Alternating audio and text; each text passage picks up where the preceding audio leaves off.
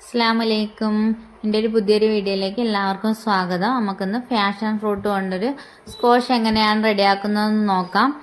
നമുക്കത് കേടുകൂടാതെ ഒത്തിരി നാൾ ഫ്രിഡ്ജിൽ സൂക്ഷിക്കാൻ പറ്റിയിട്ടുള്ളൊരു സ്ക്വാഷാണിത്.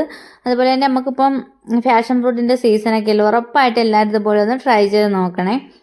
അതെങ്ങനെയാണ് റെഡിയാക്കുന്നതെന്ന് നോക്കാം. 15 ഫാഷൻ ഫ്രൂട്ട് ഉണ്ടായിരുന്നു. അതിൻ്റെ തോടൊക്കെ കളഞ്ഞതിന് ശേഷം അതിൻ്റെ അകത്താൻ ജെല്ലില്ല, അതൊരു മിക്സിയുടെ ജാറിലേക്ക് ഇട്ട് കൊടുത്ത് ചെറുതായിട്ടൊന്ന് ക്രഷ് ചെയ്തെടുക്കാം. ഒത്തിരി അങ്ങ് മിക്സിയിലിട്ട് അരച്ചെടുക്കരുത്, അരച്ചെടുത്ത് അതിൻ്റെ സീഡെല്ലാം അരഞ്ഞു പോകും. അതുകൊണ്ട് തന്നെ ജസ്റ്റ് ഒന്ന് ക്രഷ് ചെയ്തെടുത്തതിന് ശേഷം ഒരു അരിപ്പയിലേക്ക് ഒഴിച്ചു കൊടുക്കാം. ഇനി അതൊരു സ്പൂൺ വെച്ച് ഇത് കണക്ക് നന്നായിട്ട് മിക്സ് ചെയ്ത് അമർത്തി അതിൻ്റെ നീരെല്ലാം ഒരു ബൗളിലേക്ക് ആക്കാം. ഇനി നമുക്ക് എനിക്ക് ഇത്രയും കിട്ടിയിട്ടുണ്ട്.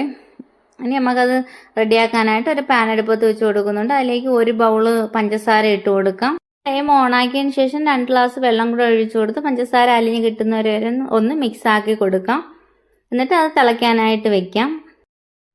ഞാൻ ഒരു ബൗൾ പഞ്ചസാരയാണ് ഇട്ട് കൊടുത്തിട്ടുള്ളത്. ഞാൻ എടുത്തിട്ടുള്ള ഫാഷൻ ഫ്രൂട്ട് മഞ്ഞയല്ല, ഒരു റോസ്, ഒരു പർപ്പിൾ കളർ കണക്കത്തെ ഇല്ല, അതിന് അത്യാവശ്യം നല്ല മധുരമുള്ള ഫാഷൻ ഫ്രൂട്ടാണ് കേട്ടോ. അതുകൊണ്ട് തന്നെ ഞാൻ ഒരു ബൗൾ പഞ്ചസാരയാണ് ഇട്ട് കൊടുത്തിട്ടുള്ളത്.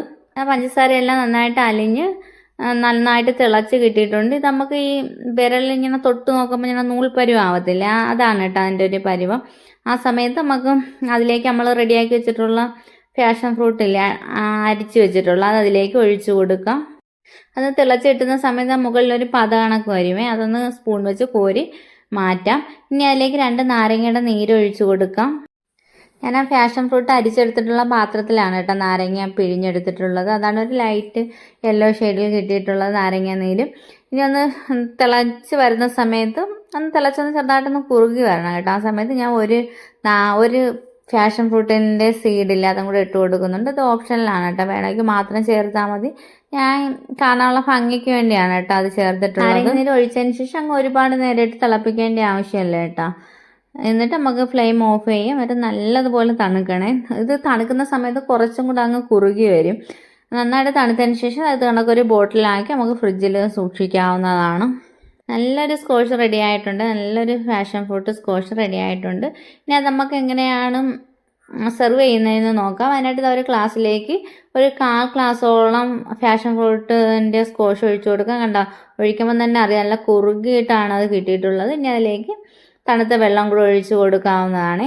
തണുത്ത വെള്ളം കൂടെ ഒഴിച്ചു കൊടുത്ത് ഒരു സ്പൂൺ വിട്ട് ഒന്ന് മിക്സ് ആക്കി കൊടുക്കാം. നല്ല ടേസ്റ്റാണ് കേട്ടോ. ഉറപ്പായിട്ട് എല്ലാവരും ഇതുപോലെ ഒന്ന് ട്രൈ ചെയ്ത് നോക്കണം. നമുക്ക് ഫാഷൻ ഫ്രൂട്ട് സ്ക്വാഷ് വീട്ടിൽ തന്നെ റെഡിയാക്കാവുന്നതാണ്. ഇത് മാസങ്ങളോളം നമുക്ക് കേടുകൂടാതെ ഫ്രിഡ്ജിലും സൂക്ഷിക്കാവുന്നതാണ്. വീഡിയോ ഇഷ്ടമായിട്ടുണ്ടെങ്കിൽ വീഡിയോ ഒന്ന് ഷെയർ ആക്കാനും ലൈക്ക് ചെയ്യാനും കമൻറ്റ് ഇടാനും മറക്കരുത്.